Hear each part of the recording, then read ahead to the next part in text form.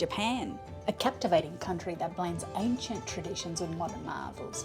Situated in East Asia, Japan offers a fascinating tapestry of culture, history, and natural beauty.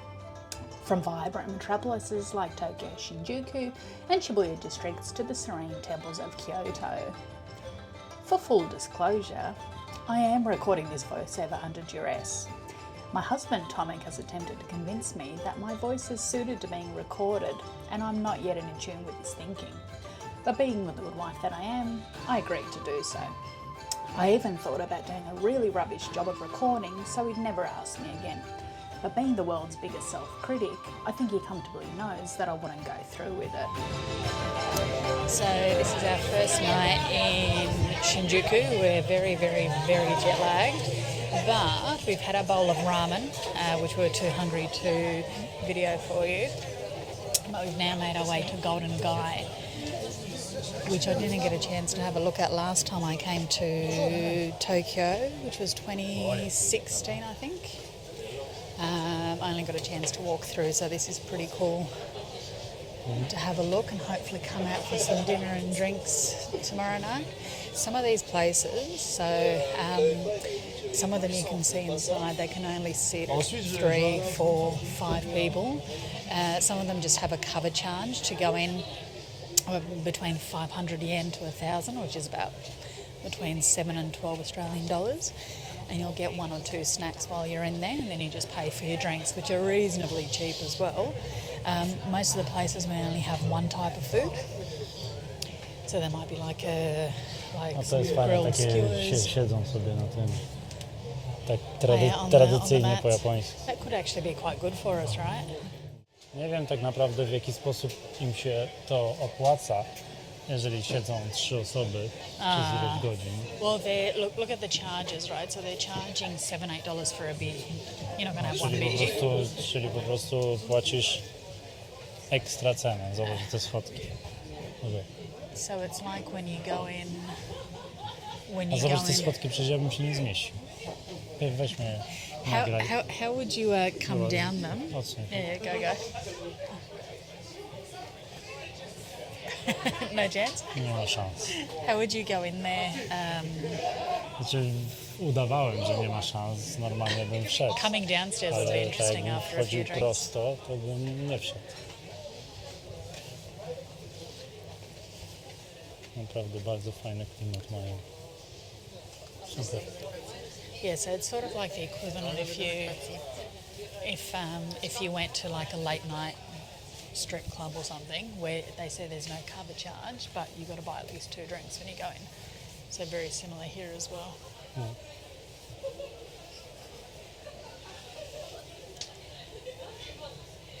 We might do some research overnight and get some recommendations where to go to. No dobra, jutro nagramy coś więcej.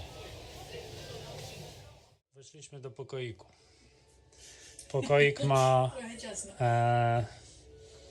8 metrów kwadratowych max, moim zdaniem. Całe jest 13 metrów kwadratowych z łazienką. Ale najlepsza to jest łazienka, która umywalka sięga mi do kolan. Gdzieś poza kolana. Troszeczkę. Muszę się schylać, żeby nie uderzyć. Ale zobacz, pod łóżko możemy walizkę wsadzić. To jest mądre. Ale kibelki są podgrzewane. Ale ogólnie bardzo fajnie, cicho, sympatycznie. I chyba wydaje mi się, że pomimo wszystkiego bardziej będzie mi się tu podobało niż na Hawajach, bo coś innego. No. I na pewno lepsze jedzenie. Ale zapachy już mieliśmy. Także do zobaczenia wkrótce. Tu byliśmy dzisiaj na śniadaniu. Zapłaciliśmy za nas obydwoje. Zapłaciliśmy za obydwoje śniadanko. Nie, tyle nie płaciliśmy. To jest na kolację, co podają razem z piwem. My zapłaciliśmy razem, to było 1200, to jest tak może $14 na 2 osoby. Może nie wygląda to na wystawie jakoś bardzo apetycznie, ale jest naprawdę bardzo dobre, pyszne jedzenie i tanie. Także polecamy to miejsce, bardzo fajne.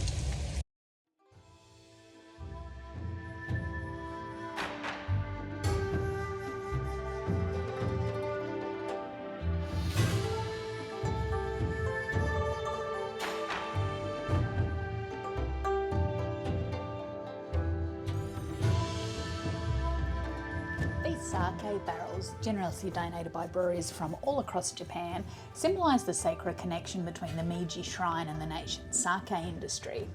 Each sake barrel is adorned with intricate designs, showcasing the unique characteristics of the brewery that it represents. The entrance to the Meiji Shrine is enveloped by a tranquil forest, and it's about a 5-minute walk from Harajuku train station. The shrine is dedicated to Emperor Meiji and Empress Shokan, and it stands as a testament to the enduring legacy and the profound impact they had on Japan's modernisation.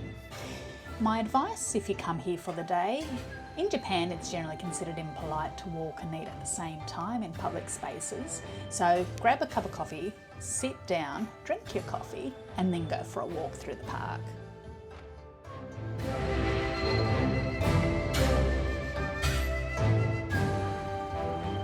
I'm not really sure what favour I owe my husband, but I know I'll owe him something. He's an avid hater of cats, and these cat cafes are all over Japan. So the popularity of these cat cafes can be attributed to the desire for companionship, stress relief, social interaction and so on.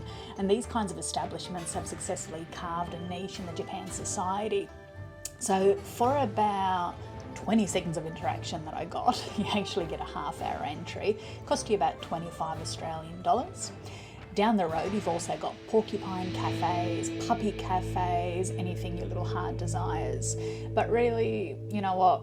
Go and find a cat on the street and pat it, because that's about the most interaction I got.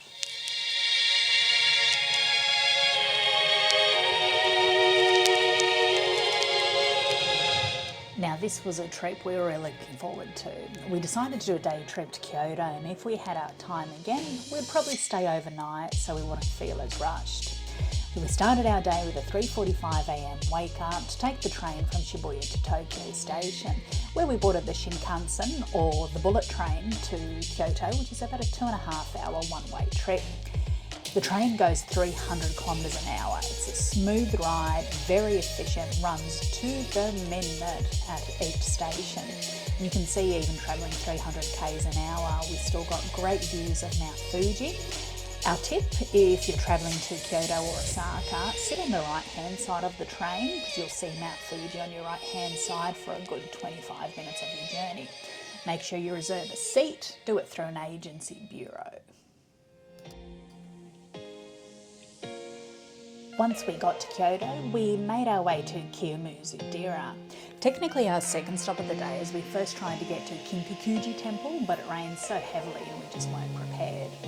So Kiyomizu-dera showcases awesome views of the surrounding landscape, forests, gardens and the flowing waters of Ottawa Waterfall. The temple's name, which means Pure Water Temple, is actually derived from the Ottawa Spring that runs through the temple grounds. You'll see around numerous shops and studios in Kyoto that specialise in geisha makeovers, dress-up experiences. They provide a range of services, hairstyling, makeup and that sort of stuff. It'll set you back about $100. You can organise your own photographer for the day and get them to follow you around. You would have seen earlier Tomek posing with a katana, smiling at first, not so much towards the end when he realised that we can't actually bring a katana back to Australia. So Australia's got very strict customs regulations and laws around weapons and controlled items, so I think you need to get a special permit. I'm sure Tomek's already researched this heavily by now and will prove me wrong towards the end of this video. Second stop of the day, or third stop if you stop counting, was Fushimi Inari, which was another temple, which we didn't get to the top of, but you'll see all of these awesome orange posts, and it was just taking you through weaving jungle, or forest I should say, landscapes. All the donations, the donators are actually local businesses, and you'll see their names on the actual posts. So do you know what you ordered today? Does it look like beef? Nie, to jest tuńczyk tatar z żółtkiem. I have fried chicken, of course. Wygląda ładnie. I'm very excited. Co to jest? I don't know. It smells like fish. I don't know. I'll find Wszystko out. wygląda bardzo apetycznie. Zaraz to skosztuję. I saw that they were putting this into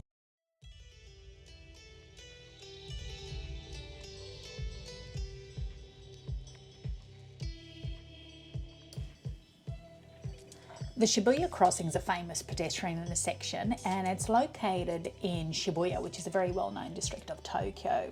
It's known as one of the busiest and most iconic crossings in the world, and it offers a mesmerising spectacle of synchronised people moving, dazzling city lights. We never got to get the chance to come out at night, we just came out during the day.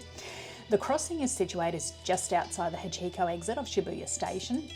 So the travel distance from Tokyo or Shinjuku, where we were, was only 2 stops, so very close. It serves as a junction for multiple streets, and when the lights turn red, you'll see people just scramble across. During the peak hours, thousands of individuals can cross. I think even up to 3,000 people can come through at a time. If you want to get good photos, recommendations, Starbucks Shibuya, though it's very busy to get a good seat. Try the observation deck and also just go in the centre of the street.